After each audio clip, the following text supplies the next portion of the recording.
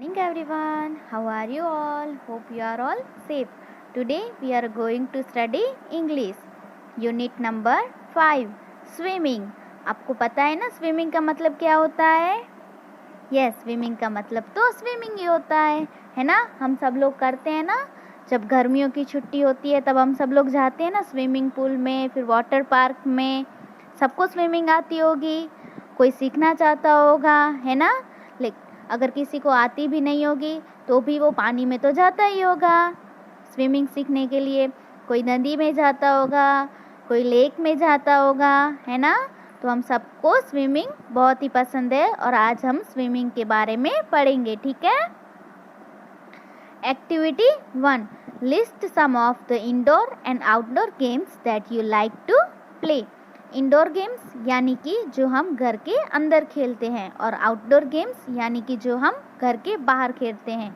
Indoor games यानी कि chess, carrom, okay, and outdoor games यानी कि फुटबॉल है, वॉलीबॉल है, क्रिकेट है। वैसे ही आपको अपनी पसंद की लिस्ट बनानी है, ठीक है? Now look at the pictures given below. यहाँ पे कुछ पिक्चर्स दिए गए हैं, जैसे कि पहले में एक जो बच्चा है वो पानी में छपछपा रहा है, दूसरा एक स्विमिंग पूल का है, तीसरा वाटर पार्क का है और 4 है वो फ्लोट है। Now discuss this pictures with your friends and name the sports. First question, how many students in the class know how to swim? कितने बच्चे जानते हैं स्विमिंग? ये आपको आंसर देना है। अगर आप जानते हो तो आपको देना है यस, और अगर आप नहीं जानते हो तो आपको नो कहना है, ठीक है? Question number 2, do their parents, brothers और sisters know how to swim? Do your parents और brother sister know? If they know then say yes, और if they don't know then say no. Question number 3, where do they go for swimming? वो swimming करने के लिए कहाँ जाते हैं? जैसे कि स्विमिंग पूल में, लेक में यानी कि लेक यानी कि तालाब, और रिवर में यानी कि नदी में। Fourth question, ask your friend whether she और he ever visited any water park और वेयर। अब आपको आपके फ्रेंड्स हैं उनको ये क्वेश्चन करना है कि उन्होंने कभी वाटर पार्क में गए हुए हैं, और गए हुए हैं तो कहाँ पे गए हुए हैं, ठीक है? Describe the fun you had there. अब आपको ये डिस्क्राइब करना है आपकी बुक में, यानी कि आपको लिखना है कि आपने वहाँ पे क्या क्या मज़ेदार चीज़ें की, ठीक है? Now we are going to activity 2 enjoy the poem. अब यहाँ पे एक पोएम है, swimming. When all the days are hot and long, and Robin Hood has kissed his song. When all the days are hot and long यानी कि जब दिन लंबे और गर्म होते हैं, और रॉबिन बर्ड है जो अपना गीत गा रहा होता है, यानी कि गर्मियों के मौसम। I go swimming every day and have the finest kind of play. मैं रोज स्विमिंग जाता हूँ और बहुत सारा मज़ा लेता हूँ। I have learned to dive and I can float as easily as does a boat. मैंने डाइव मारना भी सीख लिया है और अब तो मैं फ्लोट भी करने लगा हूँ, जैसे कि बोट तैरती है। I splash and plunk and laugh and shout till daddy tells me to come out. मैं पानी में छपछपाई मारता हूँ, पानी से खेलता हूँ, पानी को उड़ाता हूँ और हंसता हूँ, चिल्लाता हूँ तब तक जब तक मेरे डैडी कहते हैं कि चलो बेटा बाहर आओ। It's too much too soon. I'd like to cry, for I can see the ducks go by. ये तो बहुत ही जल्दी था, मुझे रोना आ जाता है जब मुझे पापा कहते हैं कि चलो बाहर आओ, और जब मैं देखता हूँ कि जो डक्स हैं वो वहाँ से जा रहे होते हैं। And Daddy Duck, how I love him. He tells his children swim and swim. जब मैं देखता हूँ कि एक डैडी डक है, वो अपने बच्चों को सिखाता है कि स्विम कैसे करते हैं, मुझे तो उससे प्यार ही हो गया है। I feel that I would be in a luck if I only could be a duck. मुझे ऐसा लगता है कि अगर मैं तभी लकी होता जब मैं डक होता, क्योंकि जब अगर मैं डक होता तो मैं जितना चाहे उतनी स्विमिंग कर सकता और मुझे पापा कभी नहीं बोलते कि चलो बेटा बाहर आओ, देरी हो गई है। आपको भी हमें आपके मम्मी पापा कहते हैं ना, चलो बेटा बाहर आ जाओ, बहुत देरी हो गई है, तब आपको भी अच्छा नहीं लगता है ना। तो इस बच्चे को भी अच्छा नहीं लगता है। और ये पोयम लिखी है क्लिंटन स्कॉलर ने, ठीक है। Now there are some keywords you have to write down in your notebook. Ceased यानी कि stopped, float keep oneself on the surface of water यानी कि पानी पे तैरना, पानी में डूब जाना नहीं है, पानी के ऊपर तैरना है, ठीक है।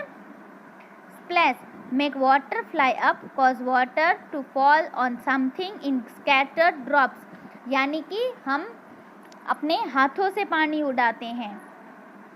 Plunge go deep into water जब हम डाइव मारते हैं और हम बहुत ही अंदर पानी में उतरते हैं उसको बोलते हैं प्लंग, ठीक है। Now activity number 3, look at the words in A and match them with the images in a B।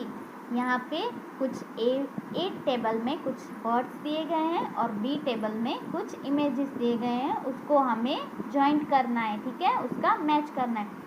पहला है डाइव, तो इन इमेजेस में कौन सा इमेजेस है जो आपको ऐसा लग रहा है कि ये बंदा डाइव कर रहा है? चलो find quick. Yes this one, ये ऐसा लग रहा है कि ये डाइव कर रहा है, तो हम इसको ऐसे एरो करके मैच करेंगे, ठीक है। Now float, find out the float. Float यानी कि पानी के ऊपर तैरना, पानी के ऊपर कौन तैर रहा है? यस, तो ये डक, तो हम यहाँ पे एरो करेंगे, ठीक है। तीसरा है बॉट, अब यहाँ पे बॉट आपको दिख रही है इमेजेस में, दिखी? यस, सबसे लास्ट वाला पिक, ठीक है। क्लियर, समझ में आ गया कैसे करना है? अब आपको ये जो 3 है वो आपको अपनी तरह से करने हैं, similar like this, okay. Now activity number 4, A, answer the following questions. ये आंसर मैं आपको एक्सरसाइज में अपनी बुक में लिखवाऊंगी, इसलिए ये आंसर हम बाद में करेंगे, ठीक है। B, state whether the following sentences are true or false. Write T और F in the box. यहाँ पे बॉक्स दिए गए हैं और यहाँ पे सेंटेंसेस है, अगर वो ट्रू है तो इस बॉक्स में ट्रू करना है और अगर T करना है और अगर फॉल्स है तो F करना है, ठीक है। चलो करते हैं। The boy starts crying when he daddy called by his father. Yes or no? True or false? वो बच्चा रोता है जब उसको उसके डैडी बुलाते हैं। Yes, वो बच्चा रोता है, तो यहाँ पे क्या आएगा? True. True का सिंबल हमें इस बॉक्स में कैसे करना है? Yes, T लिख के, तो हम यहाँ पे लिखेंगे T। Clear? Now second statement. The boy has a keen desire to be a duck. Boy जो है वो डक बनना चाहता है। Yes or no? Yes. The statement is true. तो true की सिंबल कहाँ पे आएगी? इस बॉक्स में। यहाँ पे हम लिखेंगे T क्योंकि ये true है। Now third one. The boy compares himself with a robin. Yes or no? No. The boy never compared himself with a robin bird, but he wanted to be a duck. So this statement is a false. तो false का क्या आएगा symbol? F, और हम F कहाँ पे लिखेंगे? इस वाले बॉक्स में। Clear? Now this 3 statements you have to write true or false similar like this. जैसे कि मैंने किया है, आपको भी वैसे ही अपनी बुक में लिखना है. ठीक है? There are some words that rhyme with each other. Examples like long or song. Find out more such rhyming words from the poem. अब पोएम में से हमें जो ऐसे ही प्रोनाउंस होते हैं वो हमें वर्ड्स ढूंढने हैं. राइमिंग वर्ड्स यानी कि जैसे उनके 2 वर्ड्स के प्रोनाउंस एक जैसे आते हैं, हालांकि वो एक दूसरे से काफ़ी अलग होते हैं. जैसे कि लॉन्ग और सॉन्ग, इस दोनों के प्रोनाउंस ऐसे ही हैं, वैसे ही हमें वर्ड ढूंढने हैं, उनको कहते हैं राइमिंग वर्ड्स. तो चलो पोएम में से राइमिंग वर्ड्स ढूंढते हैं. लॉन्ग और सॉन्ग ये तो आ गए. अब day, play, plot, bought, shout, out, cry, by, him, swim, duck और लग. ठीक है, ये हुए हमारे राइमिंग वर्ड्स. जैसे कि पहले आएंगे ये 2, डे और प्ले. फिर दूसरा आएगा प्लॉट एंड बॉट. ये जो राइमिंग वर्ड्स हैं वो आपको अपनी बुक में लिखना है. ठीक है, तो बच्चों आज के लिए इतना काफ़ी है. दूसरा हम नेक्स्ट वीडियो में देखेंगे. ठीक है, बाय बाय.